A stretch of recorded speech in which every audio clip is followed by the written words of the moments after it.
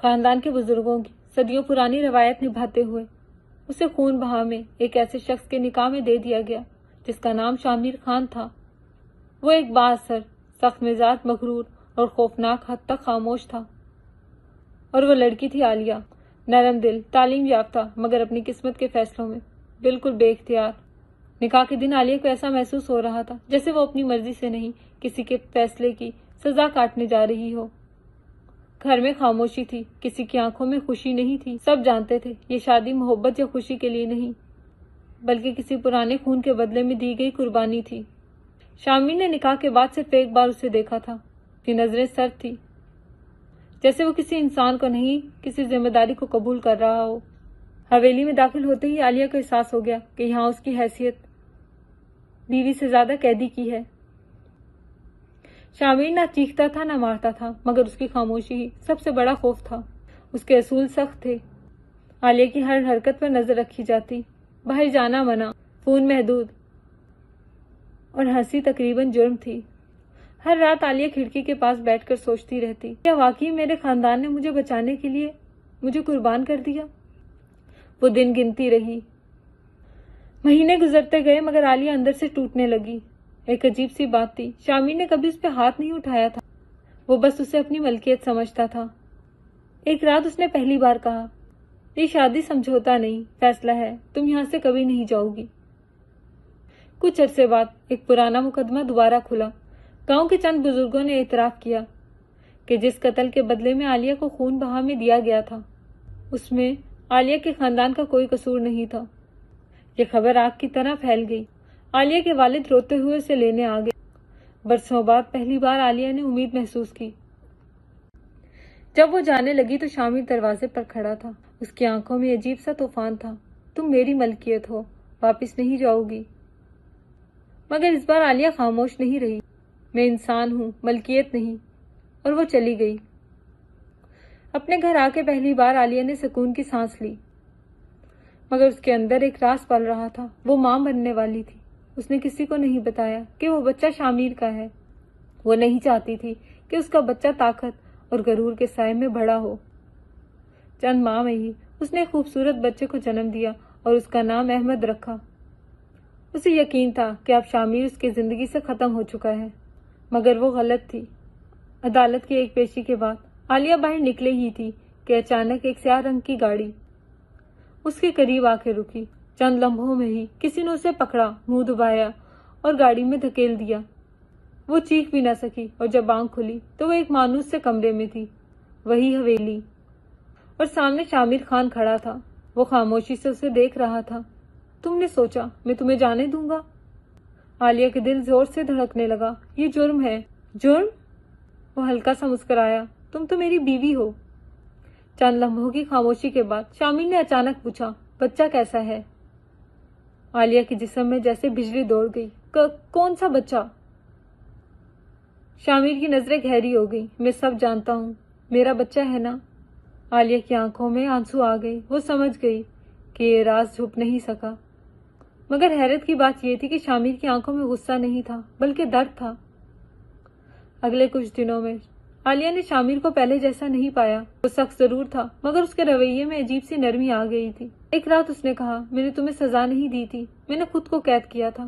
میرے باپ نے حکم دیا تھا، میں نے روایت نبھائی، مگر تمہارے جانے کے بعد مجھے احساس ہوا کہ میں نے ایک انسان کھو دیا ہے۔ عالیہ خاموش رہی۔ میں تمہیں زبردستی نہیں روکوں گا، مگر اپنے بیٹے کو دیکھنے کا حق مانگتا ہوں۔ یہ پہلی بار تھا جب شامیر نے حق نہیں درخواست کی تھی۔ عالیہ کے دل میں عجیب سی جنگ شروع ہو گئی۔ ایک طرف وہ تمام تکلیفیں تھی جو اس نے اس حویلی میں سہی تھی، اور دوسری طرف وہ شخص تھا جو اب بدلتا ہوا نظر آ رہا تھا۔ راتوں کو وہ احمد کو سینے سے لگا کر سوچتی رہتی، کیا ایک ظالم انسان واقعی بدل سکتا ہے؟ چند دن بعد احمد کو حویلی لایا گیا۔ شامیر نے پہلی بار جب اسے گود میں لیا تو اس کے مضبوط ہاتھ کانپ رہے تھے، جیسے وہ اپنی زندگی کی سب سے قیمتی چیز کو چھو رہا ہو۔ احمد نے معصومیت سے اس کی انگلی پکڑ لی۔ اس لمحے پہلی بار عالیہ نے شامیر کی آنکھوں میں غرور نہیں بلکہ محبت دیکھی تھی۔ کچھ دن بعد عدالت میں آخری پیشی کا دن آیا اور جج نے عالیہ سے پوچھا، کیا آپ کھلا چاہتی ہیں؟ کمرہ خاموش تھا۔ عالیہ نے شامیر کی طرف دیکھا۔ وہ سر جھکائے کھڑا تھا، جیسے ہر فیصلہ قبول کرنے کے لیے تیار ہو۔ عالیہ نے گہری سانس لی۔ میں ایک موقع دینا چاہتی ہوں، مگر ایک شرط کے ساتھ۔ شامیر نے حیرت سے سر اٹھایا تو عالیہ نے کہا، میں ملکیت نہیں ہوں۔ اگر یہ رشتہ رہے گا تو عزت اور برابری کے ساتھ۔ چند لمحے خاموشی رہی، پھر شامیر نے آہستہ سے کہا، قبول ہے۔ وقت کے ساتھ حویلی کا ماحول بدلنے لگا۔ عالیہ اس حویلی میں واپس زندگی لے آئی تھی۔ احمد کی ہنسی دیواروں میں گونجنے لگی۔ شامیر اب بھی مضبوط اور بااثر تھا، مگر اس کے لہجے میں نرمی آ گئی تھی۔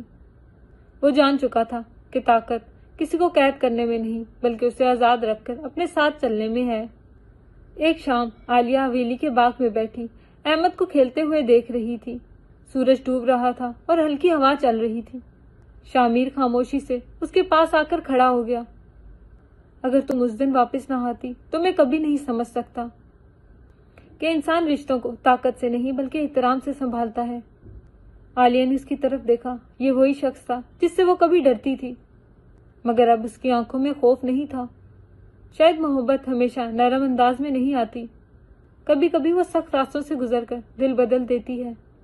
اور یوں ایک خون بہا میں شروع ہونے والی کہانی آہستہ آہستہ ایسے راستے میں بدل گئی جس میں پہلی بار عالیہ نے خود کو قیدی نہیں بلکہ شریک حیات محسوس کیا تھا۔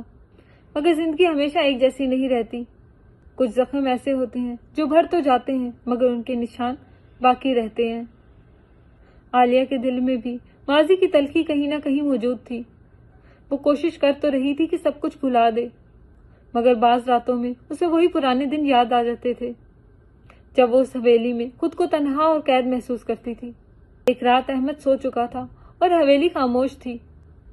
عالیہ بالکنی میں کھڑی آسمان کو دیکھ رہی تھی۔ ہوا چل رہی تھی مگر اس کے دل میں عجیب سی بے چینی تھی۔ پیچھے سے شامیر کی آواز آئی، تم اب بھی مجھ سے کبھی کبھی ڈرتی ہو؟ عالیہ نے چونک کر اس کی طرف دیکھا۔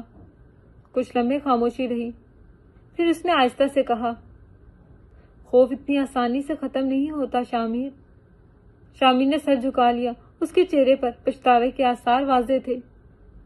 مجھے معلوم ہے اور شاید یہی میری سزا ہے۔ یہ کہتے ہی وہ پلٹنے لگا مگر عالیہ نے اسے روک لیا۔ لیکن انسان بدل بھی تو سکتا ہے۔ شامیر نے حیرت سے اس کی طرف دیکھا۔ یہ پہلی بار تھی جب عالیہ نے اس کے سامنے امید کی بات کی تھی۔ کچھ ہی دن بعد گاؤں میں ایک پرانا تنازع دوبارہ کھڑا ہوا۔ چند لوگ شامیر کے خلاف کھڑے ہو گئے۔ وہ سمجھتے تھے کہ عالیہ کو خون بہا میں دینے کا فیصلہ غلط تھا اور اس رشتے کو ابھی ختم کر دینا چاہیے۔ یہ بات عالیہ تک بھی پہنچی۔ ایک دن چند بزرگ حویلی میں آئے اور عالیہ سے کہا، بیٹی اگر تم چاہو تو ہم تمہیں اس حویلی سے لے جا سکتے ہیں۔ اب کوئی روایت تمہیں روک نہیں سکتی۔ یہ سن کر کمرے میں خاموشی چھا گئی۔ شامیر کچھ فاصلے پہ کھڑا تھا۔ اس نے ایک لفظ بھی نہ کہا۔ شاید وہ سمجھتا تھا کہ عالیہ اگر جانا چاہے تو اسے روکنے کا کوئی حق نہیں۔